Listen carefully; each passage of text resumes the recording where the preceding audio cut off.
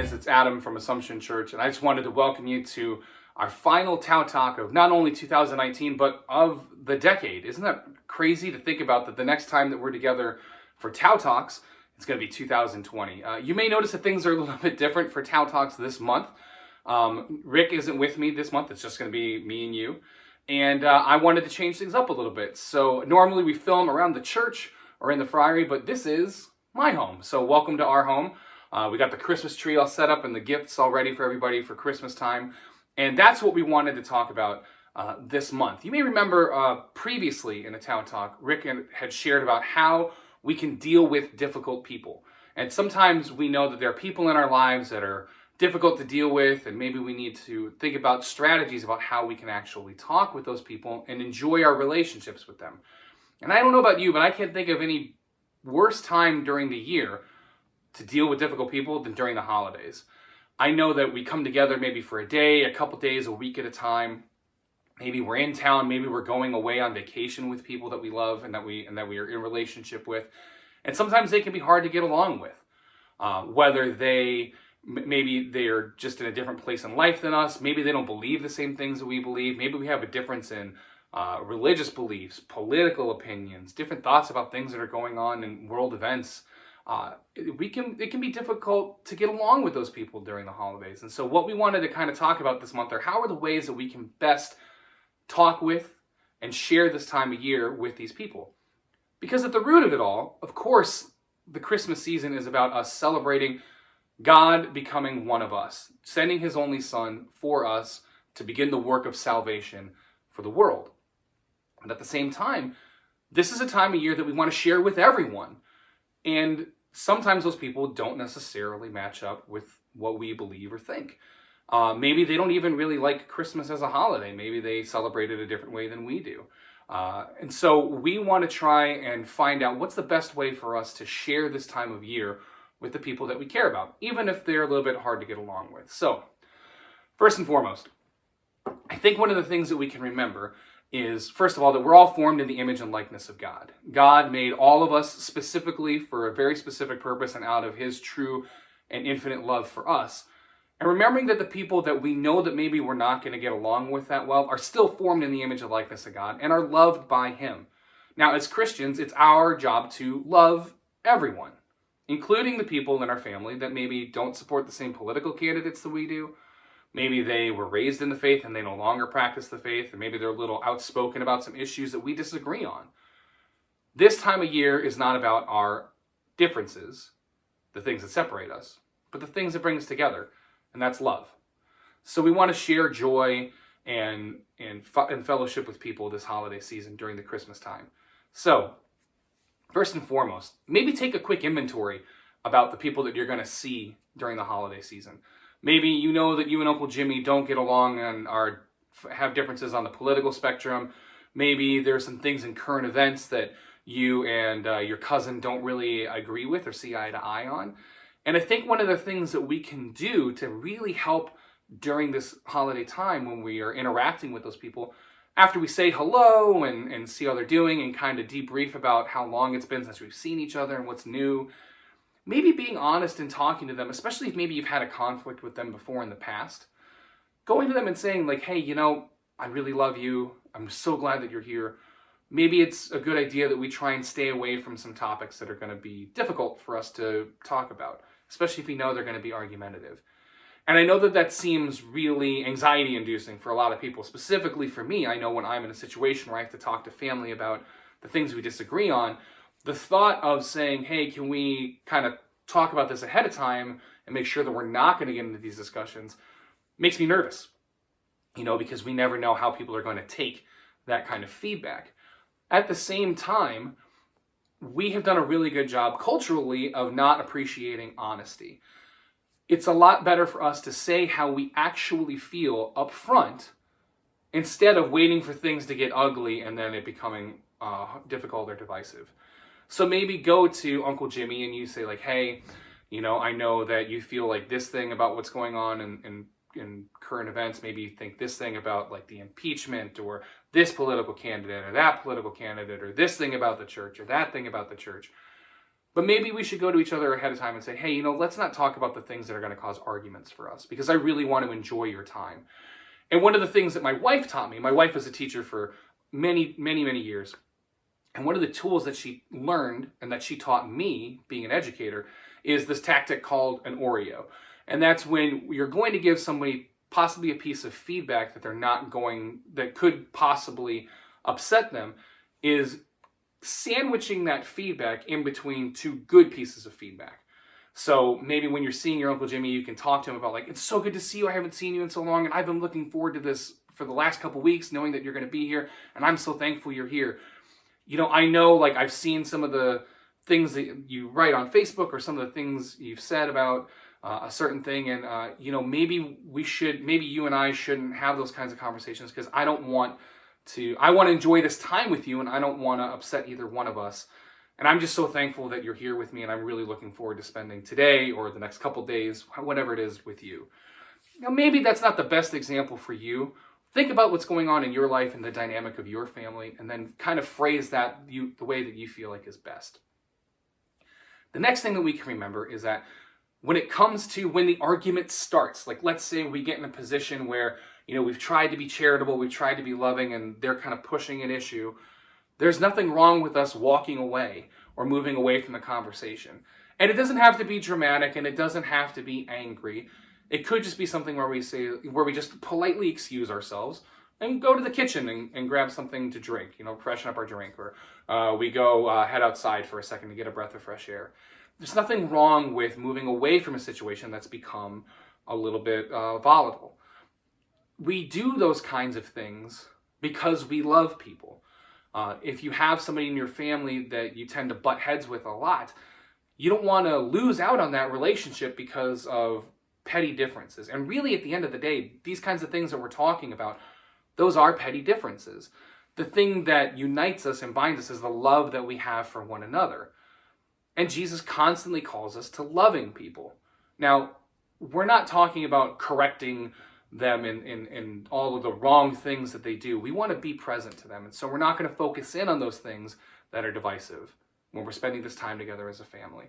And so sometimes it just takes a moment to walk away and clear our heads. Don't be afraid to do that.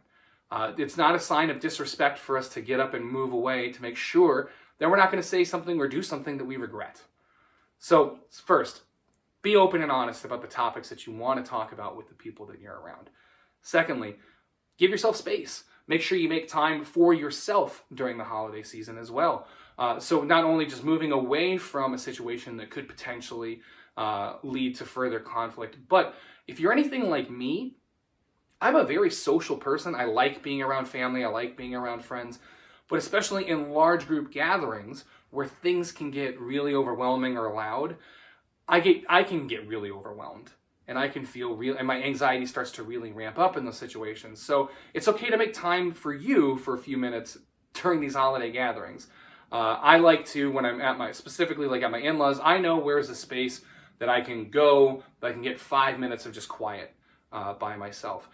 And the other thing too is being honest about how we're feeling with the people that we're around. Whether it's with your significant other or whether it's family members, let somebody know how you're feeling. It's okay to talk about how we feel and how our emotions are kind of bubbling up or playing when we're around other people. And just quickly say, hey, I'm feeling a little overwhelmed. I'm going to go take 5 minutes and kind of de-stress and debug a little bit.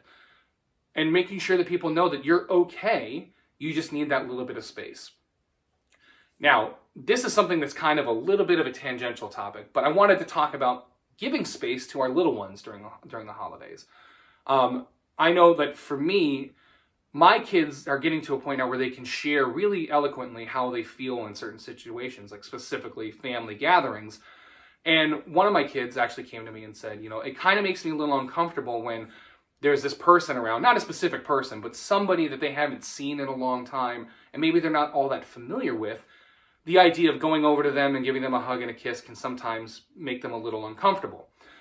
So one of the things I wanted to encourage specifically you parents who have younger kids is when we're saying hi and when we're greeting family members, when your kids go and say hi to them, tell them, to look them in the eye and say hello, make eye contact and be polite, but don't force things like hugs or kisses on family members when they maybe don't want to.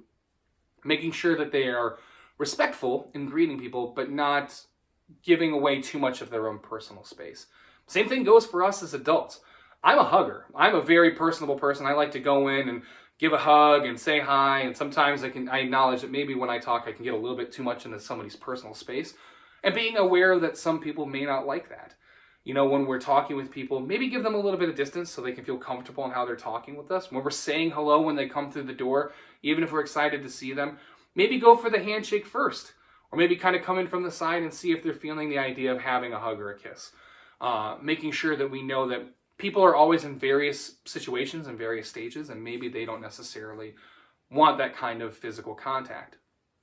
Now, I think that the most important thing that we can do both before we come into our family gatherings and after we leave our family gatherings is making sure that we take time to pray for the people that we love who are going to be there.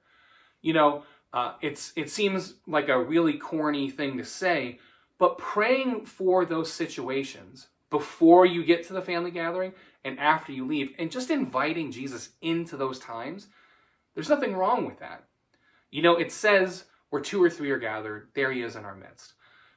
Jesus wants to be a part of everything that we're doing, and he doesn't want to be left out of our Christmas celebrations, our holiday gatherings. It's okay for us to ask God to come into our hearts, give us some peace, give us some joy, and help us to really understand one another and enjoy the time that we're going to spend together.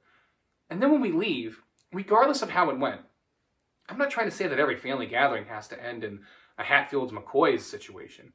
But every time we leave a family gathering too, whether we had a little bit of a disagreement or everything went great and you're so surprised and thankful for how it went, make sure you thank God for that time and invite him into that drive home. Have that kind of time to take an inventory and take stock of the gathering you had with your family. I know a lot of us maybe are missing somebody who's not with us this holiday season. Maybe they couldn't make it. Maybe they're ill and they weren't able to come. Or maybe we lost them. Maybe they died during the last year. Being thankful for the time that we have with those that are with us and showing God that gratitude for the gift of family is one of the most important things that we can do this holiday season. It's important for us to try and always be examples of Jesus' love and compassion towards everybody that we meet. Sometimes one of the greatest acts of service that we can do is doing an act of service for our family, and that's being open and honest. That's making sure that we are exemplifying Jesus' love for others, even in situations where we know it could be difficult. So, let's take a look at it really quick. First and foremost, when we arrive, make sure that we're mindful of where people are at. Give appropriate greetings, hugs or kisses when appropriate, handshakes and hellos when appropriate, and try not to force too much into people's personal space. Specifically with our young ones, making sure that they have enough personal space for themselves. If you know that maybe somebody in the past has been difficult, take time to actually have a conversation with them ahead of time and be open and honest with them. Use that Oreo technique and maybe just tell them, I want to enjoy this time with you, so maybe I would like it if we stay away from these topics. Is that okay with you? If things start to get heated, or maybe the conversation starts to go in a direction that you're not looking forward to, take some time for yourself. Move away, take a few minutes and think. Right? Also making time for yourself. If you're struggling with the anxiety of a large group gathering, find a space where you can be quiet and by yourself that whole time. Making sure that you also have developed or thought about a couple of techniques for yourself to help you decompress when you're starting to feel your anxiety build up.